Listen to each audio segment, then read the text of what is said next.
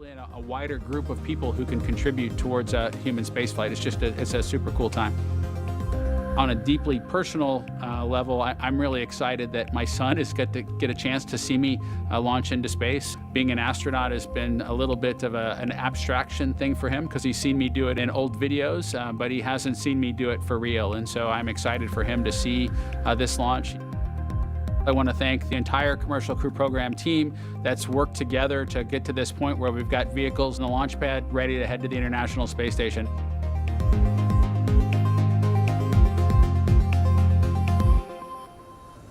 We're just over 49.5 minutes away from launch of the Falcon 9 carrying Dragon to the space station. Right now, the launch director and the launch team are preparing for a readiness for launch poll. In this poll, the 13 members of the launch team will electronically indicate a go for launch. This is also the go for propellant load. Now, we're going to hear that in a couple of minutes, so while we wait, we are tracking you watching from all over the country. We're seeing large numbers of you logging on or tuning in from coast to coast, as well as around the world. We want to know, is this your first time watching a launch live? If not, how many have you seen before?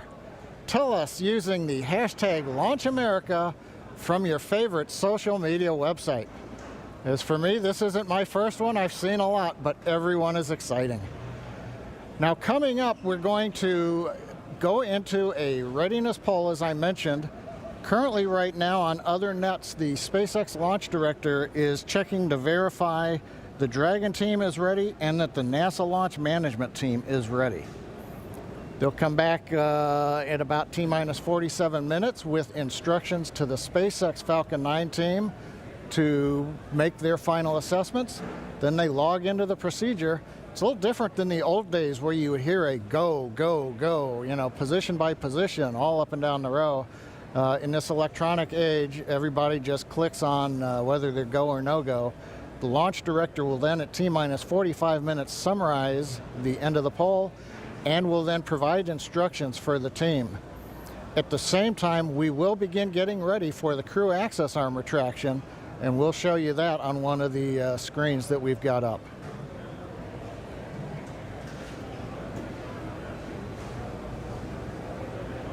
Now, currently, we are continuing to monitor the weather. The weather is still red. It is improving. We're looking at one cell between the radar and the pad. We're keeping our fingers crossed that conditions will improve, but we're going to be watching that for about another 15 minutes. So it looks like we're going to be good to begin propellant load once we hear the polls, but we still have to get the get the range green so that we can actually do the launch in just 47 minutes from now. Let's listen to the countdown net for a moment.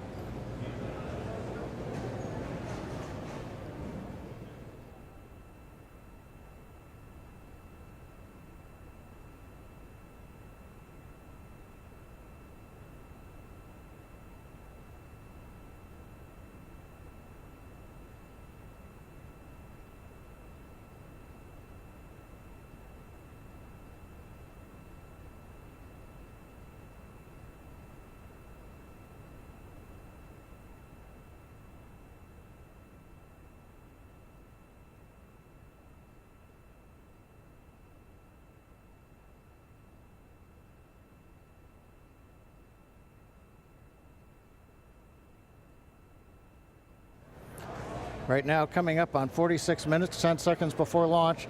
Didn't hear any significant chatter coming over countdown one. Yes, launch director in the countdown net. Poll is complete, and we have a go to proceed with propellant load. Launch control, proceed with swing into crew arm. Arming crew arm movement for T-minus 45 minutes. Thank you, launch control. A reminder in control room on hold and launch escape protocol. For non-urgent no-go conditions, brief CE or LD, and it will approve aborting the launch auto sequence and proceed to launch abort. For urgent issues affecting the safety of the operation, operators shall call hold on the countdown net. Launch control will abort the launch auto sequence immediately and proceed into the launch abort auto sequence. Operators shall also advise the launch director whether structural breakup or fire is imminent or occurring per Dragon manual escape flight rules. Remainder on fire alarm instructions. Here in fire room 4, in the event of a fire alarm, Key operators, previously briefed, will remain at their post while the alarm is evaluated. In the event that personal safety is threatened, we will evacuate to the south-facing emergency exit, which leads directly outside. One final reminder, we'll be arming the launch escape system momentarily. Need all personnel, please stay in your seats from now through orbit insertion and Dragon separation from the second stage. Crew access arm retract has started. And you've heard Mike Taylor, the SpaceX Launch Director, give instructions to the team. We've also just heard the call. The crew access arm retraction is underway. Great view from the camera inside the White Room as we see the arm moving away from the Dragon capsule, one of the major events necessary to get down to T0. The next one coming up will be arming of the escape system on the Dragon capsule. Now, right now, the next plan for Falcon 9, T-minus 35 minutes, we will begin loading propellant onto the first and second stages. Now, currently, Falcon 9's looking good, Dragon's looking good. The range continues to be go for launch in terms of the clearance around the launch pad, both the air and the sea space. Looking at the flight corridor, the ground stations, the NASA tracking and data relay satellites are ready to support. And we just continue to monitor the weather. Our team is getting constant updates. We're monitoring weather data sensors around the launch site, looking to make sure that we can get everything into the green position. The one that we're mostly looking at right now is how much rain we're going to get between now and liftoff, whether it's just going to be mild precipitation that's within the rules for loading propellant. That's what the expectation is, but we're going to continue to watch that. So fingers crossed, but right now coming up at T-minus 43 minutes, 18 seconds and counting, everything but the weather's go, and the weather is trending in the right direction. So we've got our fingers crossed here.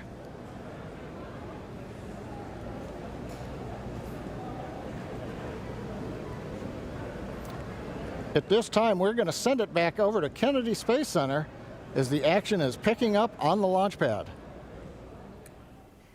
Thanks, John I. Now that countdown clock is continuing to tick, and we are 42 minutes and 46 seconds away from launch. Now, as you just saw, the crew arm retracted. That is the last major visual milestone before liftoff. And we should be hearing out on the net soon confirmation that the launch escape system is armed. When that happens, all 8 of the Super Draco throttle valves are opened, which means that those engines can ignite. For section 7. Okay. So that means those 8 throttle valves are opened, and if those Super Dracos needed to fire in order for Dragon to escape off of the pad, they could. And so things running just a little bit ahead of schedule right now. Fuel bleed is complete.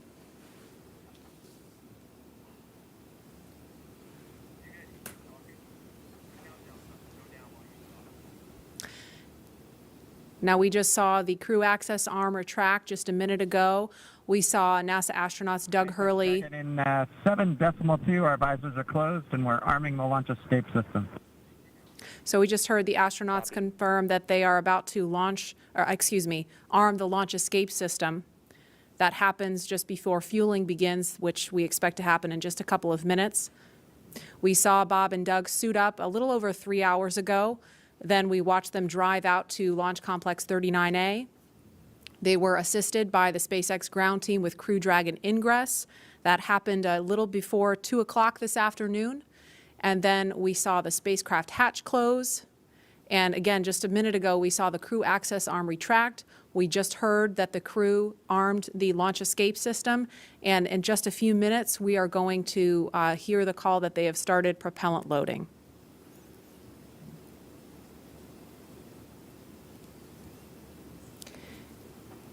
Launch escape system is verified armed. So we just heard that verification that the launch escape system is armed. We're switching to GN2.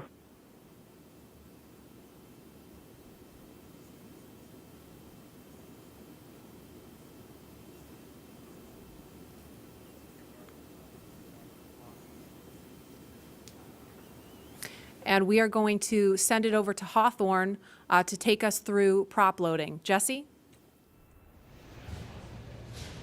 From the parachutes to the launch escape system, SpaceX has designed Crew Dragon and Falcon 9 to be the safest launch vehicle ever flown. And joining us today, we have SpaceX's Nick Picone, who was our mission manager for our in-flight abort mission earlier this year and currently works on the Starlink team. Thanks for joining us, Nick. Hey, Jesse. I'm here at the Launch and Landing Recovery Center with the recovery team and our Dragon ground operations team monitoring the launch. Awesome. Can you tell us more about the critical safety features on this new version of Dragon? Sure. So Dragon 2 was designed with long-term reuse and reliability in mind. So fundamentally, there are multiple layers of redundancy to any of the failure modes that we could conceive of, that NASA could conceive of when we were working to design and test this vehicle over the past few years. But in the event that we encounter an unforeseen failure mode or multiple failures which push us outside of our design space, Dragon also has backup systems and operational controls intended to keep Bob and Doug safe. I'm sure you've heard a lot about it today, but the launch escape system is the primary backup system that we have from the moment that the vehicle is here on pad being fueled all the way up until orbital insertion. At a high level, the launch escape system, in the event of a major Falcon anomaly or emergency, will terminate Falcon thrust, separate Dragon from Falcon, and it'll use Dragon's 8 Super Draco engines to quickly pull the vehicle away from any kind of Falcon anomaly. And you talked a lot about the launch escape system. How exactly is that activated? Is it autonomous? Is it manually activated? Definitely. So for this system to work as designed, you have to remember that the vehicle could be flying at hundreds or thousands of miles an hour through the lower atmosphere. So it's really important that it's extremely fast and highly reliable with very low chance of false positives. The launch escape system fundamentally is set to look at a set of pre-programmed criteria which are on board the vehicle. Dragon and Falcon are looking at high rate telemetry, looking for abnormal vehicle dynamics, loss of communication between critical systems, or manual commanding. Our launch director and chief engineer, who you've heard a lot from today, are capable of sending a manual command to Dragon to initiate a launch escape. And Bob and Doug are also always able to actuate the launch escape handle and initiate a launch escape themselves as well. Now that the system is armed, all of this is currently active on the vehicle. Wow, it sounds like there's a lot that goes into it. And we did have an in-flight abort test earlier this year to test this out. Can you tell us what we learned from that test?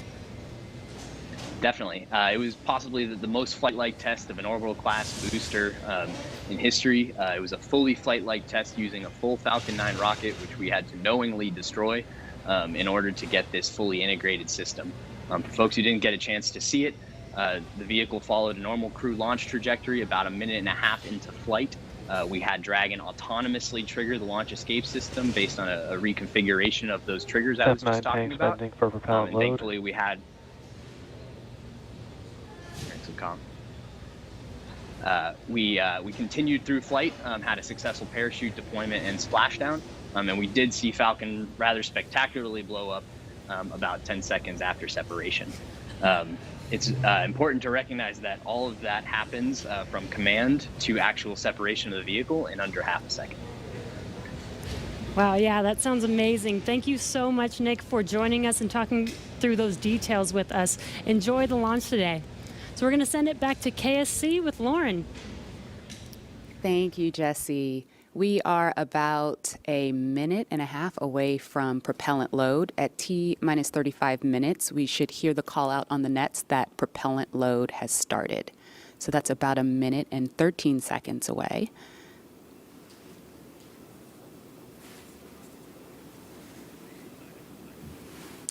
Hey, Marie and Lauren, I am getting goosebumps over here. This is an exciting moment. When I was sitting in the vehicle, when we retracted everything, when all the prop was getting loaded up, I was just going through my crew notebook. I was thinking about, what my first step would be if there was a malfunction, because usually everything goes nominally when you fly to space, but you have to think about the things that you have to take care of, the first steps you have to take care of. And on my mission, I was calling out the abort calls, like if we had lost an engine, where would we go next, when the different abort calls around the country and around the world. So I think that's what those guys are probably thinking about now, and just really getting ready for this mission to go off. Absolutely. And we're just now about 20 seconds from when we expect propellant loading to start. Again, that's fueling of the rocket. All right, we're getting close. We should hear that call out any second now on the nets. So let's listen in. Propellant load has started. Fantastic. So prop load has started. We've started loading liquid oxygen on stage 1 and stage 2. And yeah, liquid oxygen and RP1, which is our rocket grade kerosene. So now that we are 34 minutes and 42 seconds away from the first launch of astronauts into orbit from American soil since 2011, we know that the launch escape system is armed, which happened just before fueling. Dragon prop load happened weeks ago, actually just a few miles down the road at what we call Dragon Land. And those propellants, which are MMH or monomethylhydrazine, that's our fuel, and NTO, or nitrogen tetroxide, that's our oxidizer, those not only feed the Draco engines that propel Dragon on orbit, but they also supply those 8 Super Draco engines of the launch escape system. So I have one right here, a little model. Oh, it doesn't come off the stand. Don't break it, Lauren. All right, I know, it's very nice. So as you can see, Dragon is actually broken up into 4 quads, and each quad has 2 of the Super Draco engines for a total of 8 of them. And as I mentioned, they are biprop engines. They have MMH and NTO as their oxidizer. Now, most abort systems from past space vehicles, I believe like Soyuz, Mercury, Apollo, they all had a pointy escape tower on top where there was essentially like a mini rocket engine or a series of rocket engines on top. And if they weren't used, that escape tower would have to jettison itself from the vehicle. If it was used, it would be used to lift the vehicle off of the rocket. Well, Dragon is a little bit different in that its escape system is actually integrated into the vehicle. And that's great for a couple of reasons. One less thing you have to jettison on a nominal flight.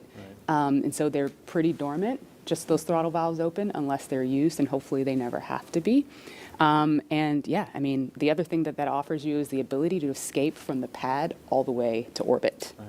Because if you jettisoned your escape system prior to that, you couldn't. Mm-hmm. So yeah, that's little Dragon there. Again, right. New era, much safer design. Yeah, yes. Absolutely. Thanks for walking us through that, Lauren. Again, the launch escape system is armed. That protects Bob and Doug so that if something were to go wrong, they can shoot off of the pad away from the rocket and parachute to safety in the ocean. That is such a crucial safety capability. And so now we want to go over to Hawthorne for an operational update with John. Thanks, Marie. We are counting down those final minutes. Everything is still looking good on the Falcon 9 and the Dragon vehicles for an on-time launch, but weather is trending the wrong way right now. We're keeping our ears open in case we hear that the weather is going to be no-go for the rest of the count. Right now, we are counting down at T-minus 32 minutes. Stage 1 locks and Falcon 9 RP1 did flow rates begin are nominal. propellant load at T-minus 35 minutes, right on time.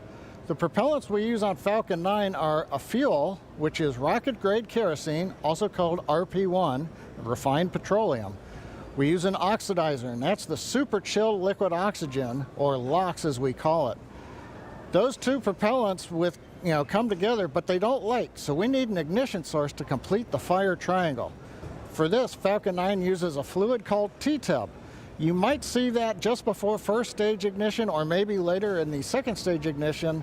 You get a green colored flame as the T-tub comes out into the oxygen, and that ignites the main engines right before the rocket takes off or the second stage engine lights. Now currently in the fueling, RP1 fuel is about 10% full on the first stage. That's the bottom 2/3 of the stack of the vehicle you can see on the left. The first stage is that long white cylinder at the bottom plus that black cylinder called the inner stage. That's the entire first stage that we're loading with LOX and RP1 kerosene. That's the part that comes back to Earth. The second stage just above it, the white cylinder, and then above that will be the Dragon trunk and the capsule. Now currently the second stage is also loading fuel with RP1. That's about 8% full right now. We are loading liquid oxygen on the first stage. The second stage liquid oxygen load will begin at T-minus 16.5 minutes if the weather cooperates.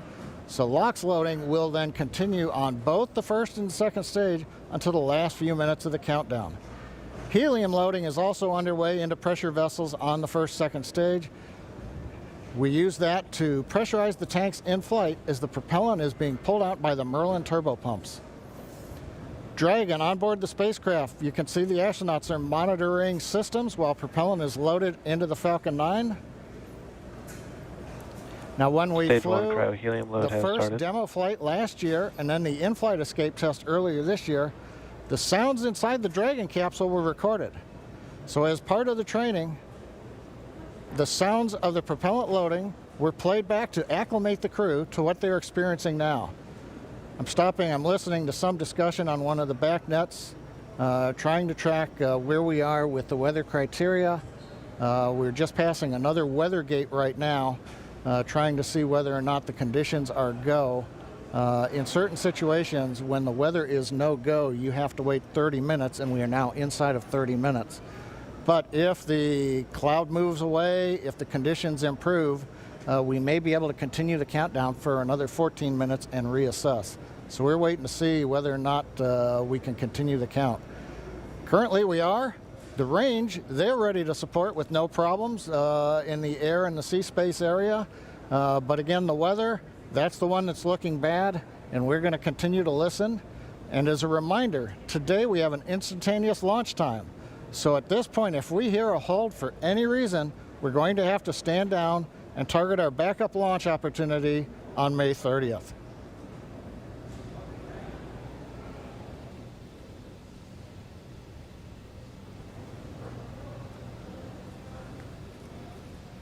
For Demo 2, Bob and Doug's flight to station will take about 19 hours, and their journey is fairly similar to the trip our Cargo Dragon makes back and forth to the International Space Station, with two noticeable differences: docking and splashdown. As we await T-0 in just a little over 28 minutes from now, ground operations teams just doing those final series of system checks, making sure both Dragon and Falcon 9 are ready for liftoff, and really keeping an eye on that weather. And you're just continuing to get live views of the teams. You've got Falcon 9 and Dragon on your left, and then Bob and Doug on the right as they prepare at the Cape for liftoff. Once we hit T0 and a successful launch occurs, we will watch Falcon 9 and Dragon make their ascent until Falcon 9 and first and second stages separate and send Dragon on its way to the space station. And once it gets on orbit, mission operators will prepare Dragon for on-orbit operations, where Dragon will execute a series of burns that are going to gradually raise its orbit to align more closely with the International Space Station. And you're seeing some of that track in the animation on your screen right now. After doing enough of Dragon, those burns, SpaceX for they'll put weather Dragon. Oh, sounds like we're going to get a weather update real quick for the crew. Go ahead, SpaceX. Yeah, we're currently just evaluating a constraint on the field mill rule, which looks at lightning energy dissipation. We expect to have an update at about T-20 and more information there on whether we would be able to continue into the prop load or scrub at that time.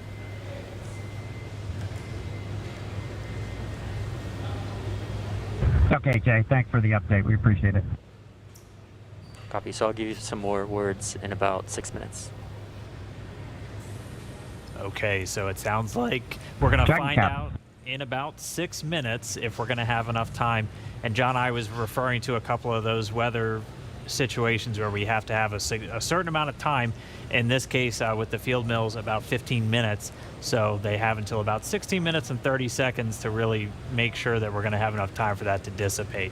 So we're going to be listening for that weather update in just a couple of minutes, but it is going to be a pretty interesting trip uphill for them once they actually get on orbit. And a very exciting countdown with 6 minutes to figure out if we are launching today. But targeting back to what we were talking about, next Dragon will make its approach and actually dock with the space station. This is a very different process from what we've seen with Dragon cargo deliveries in the past, which used a process called berthing. Now, berthing requires a spacecraft to approach the station and then stop so a crew member can maneuver the station's robotic arm to capture the spacecraft.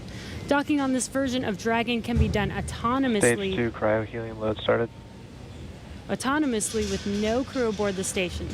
It's typically a faster process, both when arriving and leaving, but it does still require pinpoint accuracy to approach safely. Once captured, a spacecraft then gets attached to a common berthing mechanism. It's the same type of port that we use to connect each of the modules together on board station. It's a little bit slower process than docking, but the hatches are significantly larger than docking ports, which makes them perfect for bringing up large cargo items. Dragon will spend up to 120 days docked before preparing to return home. Following successful completion of Dragon's test objectives and cargo loading operations, the crew will close out the cabin, perform final system checks, and configure the vehicle for undocking. Once the automated undocking sequence is complete, Dragon will complete 2 departure burns using its Draco engines, pushing it away from the space station. And then after Dragon departs the station, it's ready for its trip home. And that'll have deorbit entry and landing and a number of other operations. If you're looking at this animation, it might look like we're playing the one we played originally in reverse, because that's kind of how it goes, but just a little bit quicker. All of the operations following the final departure maneuver will include things like trunk separation, closing that nose cone again, executing a deorbit burn, and once they're inside the atmosphere, deploying drogue and then main parachutes, and then finally splashing down off the Florida coast, at which teams will move in, get Bob and Doug up out of the water, and get them out of the capsule once they're on the boat. So we have 4 minutes now until we get that next expected weather update. Let's go down now to the team at Kennedy. Murray? All right, thanks, Dan. If you're just joining us, we are now T-minus 23 minutes and 48 seconds from the first launch of astronauts to the International Space Station from U.S. soil in 9 years. We're going to find out in less than 4 minutes if the weather looks good for that. And this will mark the beginning of a new era where more people will be able to fly to space than ever before. In fact, we took a poll a little bit earlier to ask you if you had the opportunity to fly to space, would you go? And 86% of those of you watching answered that you would go to space. That's an incredible number. I think, realizing that you don't have to be a military astronaut or a NASA astronaut to fly in space. You can be a regular just a regular person going up to space on a SpaceX type rocket. So I think that's why the numbers are so high. Yeah, and we are really thrilled to see all the folks watching along online. I know we certainly hope that that this is a go, but we're going to hear a little bit of a weather update in less than 3 minutes now. And Leland, I know they're waiting for a weather update, and they've come, almost all the way down the count. What do you think Bob and Doug are thinking about right now? We on SES 129, we were having some weather problems, and I think we were getting close to the countdown, and then it seemed like the sky just cleared up right above our heads. We saw it, and we knew where we were going. And, we always know that, you can have any types of delays, fuel prop delays, all kinds of things that can happen, but we've trained over and over and over again for these types of scenarios. And so, we want to be safe. We want to be safe for our families, and we'll, do this another day if it doesn't work with the weather. I love that John I always says weather. It's that thing that everybody talks about, but no one can do anything about it. I know. And it is this interesting thing of just, succumbing to Mother Earth. She's going to tell us if we can go or not today. Right. Yeah. Well, if it happens, look at it this way. Bob and Doug got one really great rehearsal in, right? It's always best to practice and practice and practice, yes. So again, we're less than 2 minutes now from that weather update that is going to go directly to Bob and Doug, and we will quiet down so we can listen in for that, because I know we can't wait to find out what that is. And those of you watching that have been following along, we are eagerly awaiting to hear whether the weather is going to be a showstopper today.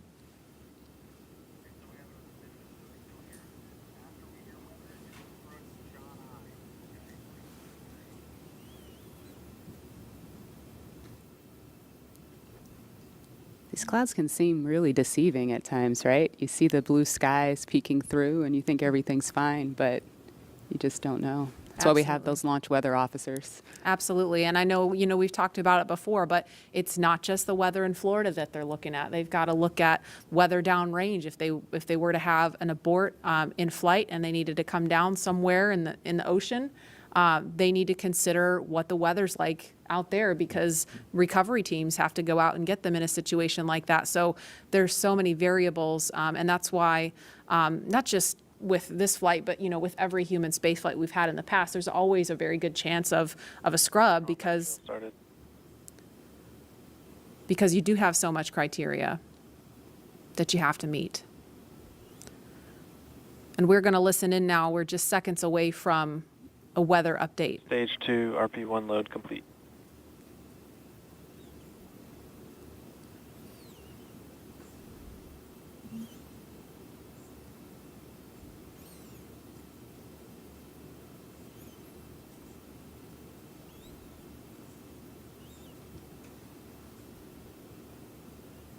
That is liquid oxygen you see venting off the rocket. That's completely normal and expected. We're standing by for a weather update. Unless you can give us another 10 minutes, I don't think we're going to get there with any of the rules today. I'm going to give you 10 minutes. I mean, another 10 minutes past T0. Oh, 16:45 local. I think we'll probably be clear on all the rules, but not quite going to make it for this. Okay. We're going to check back in with you in about 2 minutes, and then I'll call it up at about T-minus 17 minutes. Okay. Yeah, there's some of them are starting to count down, but we still have one above 2,000. So if that gets below,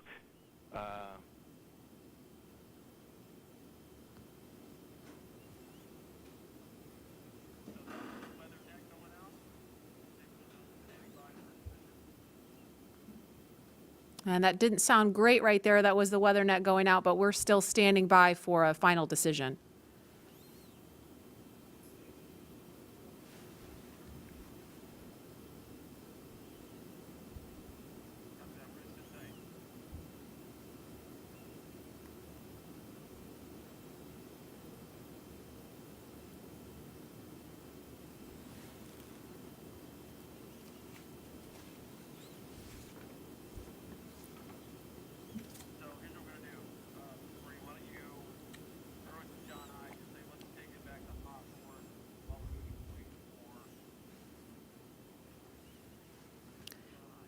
And we're going to continue to listen in for an update, but in the meantime, we're going to go over to John Innsbrucker at SpaceX headquarters in California. John?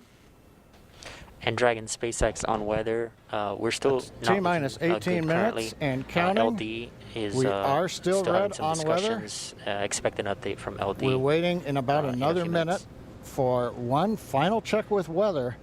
We're going to check at T-minus 17 minutes possibly. We don't really expect that things will have improved. The weather officer was not optimistic that the weather would clear up that rapidly. We did hear the launch director, Mike Taylor, joke that, you know, if we could move 10 more minutes past the T0, weather conditions may improve, but Mike was not able to do that. We have an instantaneous window today. So at 17 minutes, we want to make that call because shortly after that, we will begin loading liquid oxygen onto the second stage.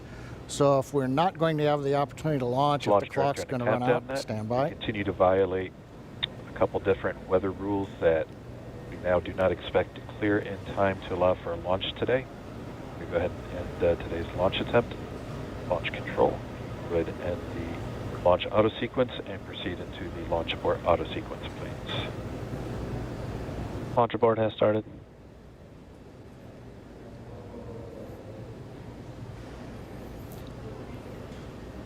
And Dragon SpaceX, unfortunately, we are not going to launch today. You are go for 5.100 launch scrub. 5.100. It was a good effort by the teams, and we understand, and we'll meet you there. Copy all. We've heard the call from the crew. They have been informed. Launch director Mike Taylor has called a scrub for the day, and we got the feedback when the Dragon team informed Bob and Doug. They said we gave it a good try, but they understand, and we are here to try another day. So right now we did officially hold the clock. It looks like at T-minus 16 minutes, 54 seconds. The launch automatic sequence that controls the Falcon 9, the loading of propellants, the cycling of valves, that is also stopped. We now proceed into what is a normal scrub sequence for us. We practice this every launch. So now we move into safely taking the propellants, the pressurization gases back off the first and second stages. As things get into a safe configuration, then we will disarm the escape system on Dragon, and we'll bring the crew access arm back around the So we're at spacecraft. 75% on So right fuel now, tank for we stage got down locked to up just 69%. inside 17 minutes. On the second stage, The hardware was we're at working 97% very well on both for Dragon RP, and we spacecraft. ended the attempt before we We had the got fuel locked loading second going on. We had liquid oxygen loading going on, everything but second stage. And the weather just needed a little bit more time to clear the conditions. We didn't have that time because we had an instantaneous window. And so with that, SpaceX Launch Director had to call upon the input from Okay, weather. Dragon, copies had to all, about call 30 a minutes. scrub Thank for you, the bye. day per the safety rules that we have for this flight. So right now the team is undergoing the post-scrub operations on both Dragon as well as Falcon.